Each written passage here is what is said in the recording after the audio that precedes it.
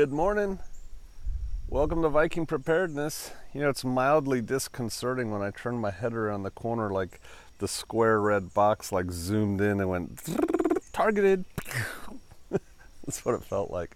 I know we're at a little bit of an angle. I'm filming off a selfie stick on the back of my truck. Just cock your head a little bit.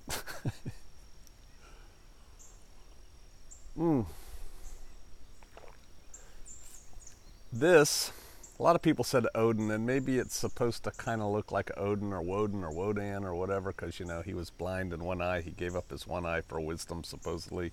But it's not. It's the Viking that's on the front page of our site. His name is Holger Dansk, Holger the Dane. It's a cool statue. I really would like to get there sometime and see it. Supposedly he is this sleeping Viking giant, Nephilim, who will awaken when Denmark gets in trouble, needs him. And so the whole thing with the eye opening is Holger is starting to awaken. He's starting to wake up. There was also a resistance organization in World War II that named themselves after Holger to save Denmark. All right. I did a video. We're going to talk about some preconceived notions I may have of y'all, and then kind of segue off into that, into bugging out a little bit. I was thinking the other day, I have preconceived notions about you all. You probably have preconceived notions about me. But one of those is that most of you are at a intermediate, at least, intermediate to upper stage of preparedness. And it struck me by going back over some of the comments that that might not be true, which doesn't make you a bad person.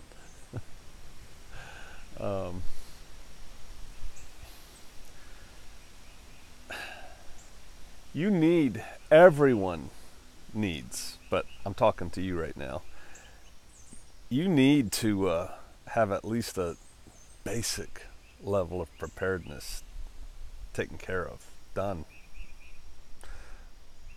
Shameless plug, but you can do it other ways. My book, Survivalist Family, Prepared Americans for a Strong America. You don't have to buy my book to get, you know, intermediate to basic preparedness, basic to intermediate preparedness. But if you don't really know what you're doing, it's a great way to talk you through that, especially if you have children.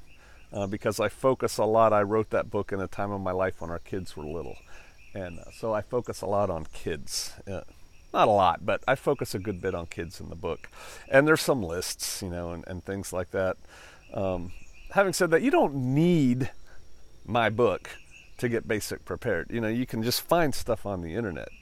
But you should be self-sufficient to the point that I think you should be able to take care of all your needs for 30 days.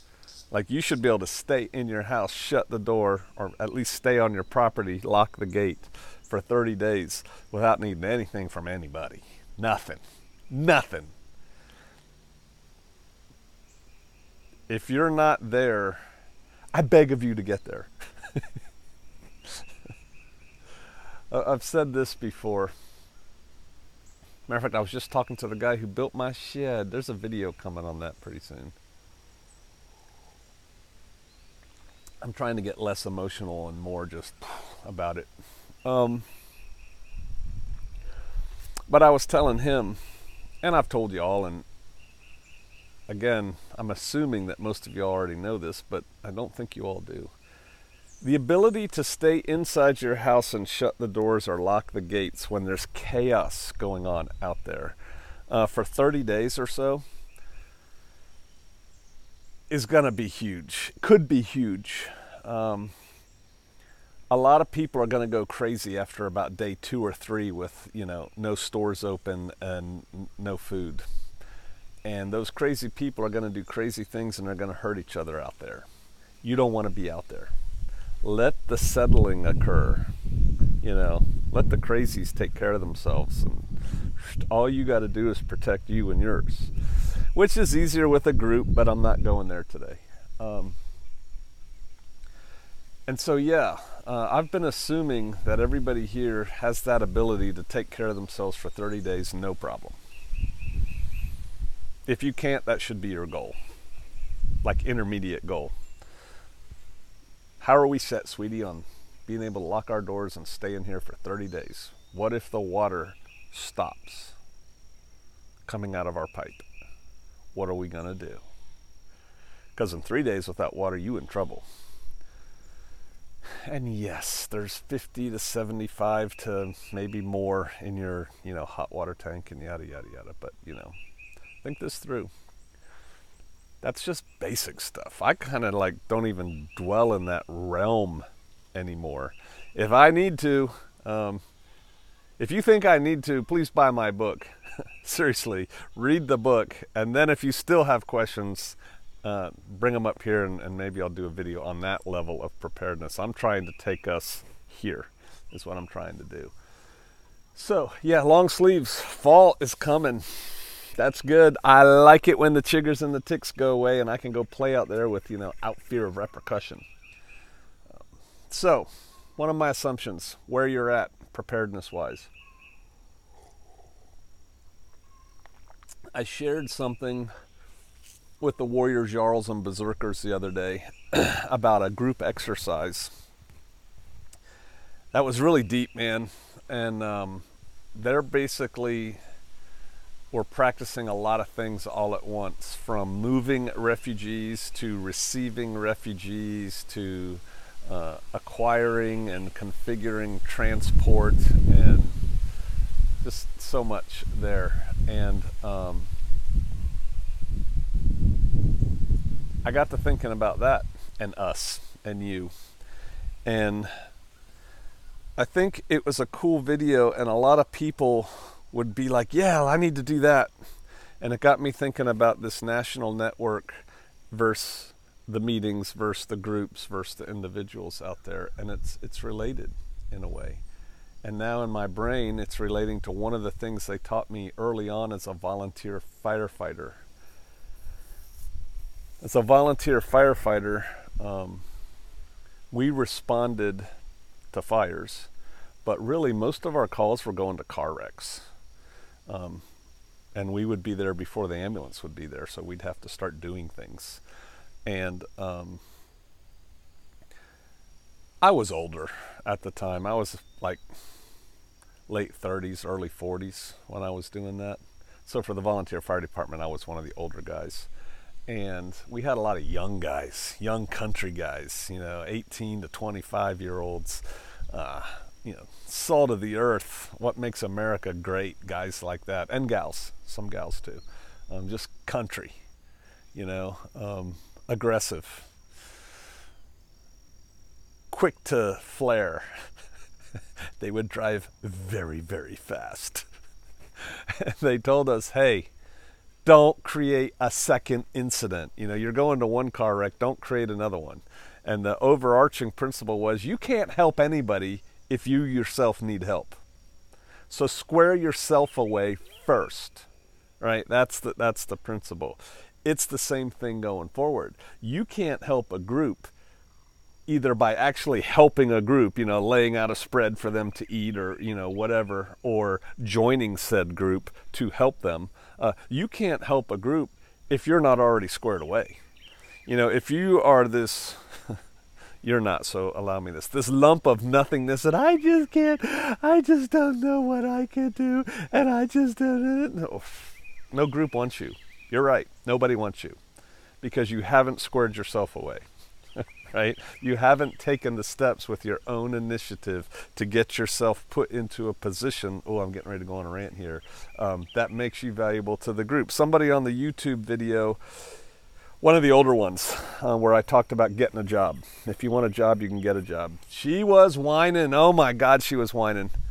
And she was like, it's easy for you on a pension. If you knew what my pension was, you'd laugh or weep. But it's easy for you, and government jobs and dun dun dun dun. Dun. A lot of us, it's hard to get a job over 60 and dun dun dun dun. And I'm kind of conflating that in my mind with another video, another comment I was on when they're talking about how much money federal employees make. That'll probably be another rant for another time. They don't really. And so I told her, in very briefly in words, hey, you got to go get your own job. You can't wait on somebody to give you a job. No one will give me a job. I'm a 60-year-old woman. Dun, dun, dun, dun, dun. And I didn't make this point, but I guess I'm going to make it to us because it's tying into the theme where I'm going. And wow, I thought I was going to talk about bugging out today. More coffee, PJ. I don't care how old you are. It's easier if you're younger. I think life starts in 8th grade, by the way. Another whole concept. But it is easier if you're younger. It's easier if you take the right decisions at an earlier point in your life. That sets your glide path higher for longer, right? So here's level. If you make the good decisions back here, that sets you on a glide path up to here. If you wait till you get here and make those good decisions, you get here, whatever. But you can make a difference at every level in your life. I don't care if you're 70. You can make a difference in where your life is headed. And it is important to set yourself up and make yourself valuable. Yeah, by what other people consider valuable. Ooh, that doesn't sound like Pastor Joe, caring what people think about you. To a degree, it's important. Making yourself valuable can take so many different paths, though. We might not be talking about bugging out today. I knew a guy in high school. He was on the wrestling team with my daughter, and he was excellent. He probably could have gotten scholarships to college. Probably was offered scholarships to college if he even applied to college. But what he did, he went the vo-tech route in high school, and he graduated high school. They made a little speech about it in a presentation at the graduation ceremony. He graduated high school as an 18-year-old master electrician. How did he do that? By busting his tail. And his dad was not an electrician. It wasn't like daddy took care of him. He busted his tail. He was a master electrician at 18. Those of you in the trades know what that means. Now, he still had to go out there and get work under his belt, more work under his belt before he could open his own shop and get old geezers like me to work for him. But man, you talk about a glide path for life. And I'm sure now this is probably pushing 8-9 years later. I'm sure he's doing great, right? Because he made some decisions early on and he made himself valuable. Now, if he continues to make good decisions, and this isn't going to be a career talk, but he could make himself valuable in that way. How can you make yourself valuable in another way? I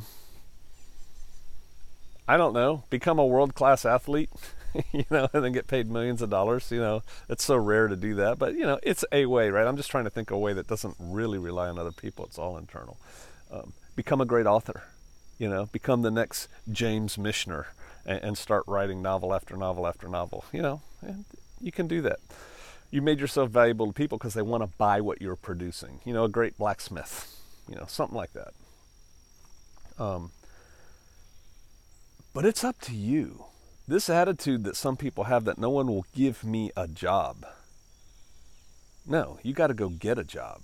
You have to go earn a job. You have to go get people to want to pay you. They're not doing it out of the kindness of their heart. They're doing it because they think by paying you, they are going to get ahead. Or get something they want. If you're producing pretty little kitten socks, people want those things, so they pay you $100 a sock or something. I don't know.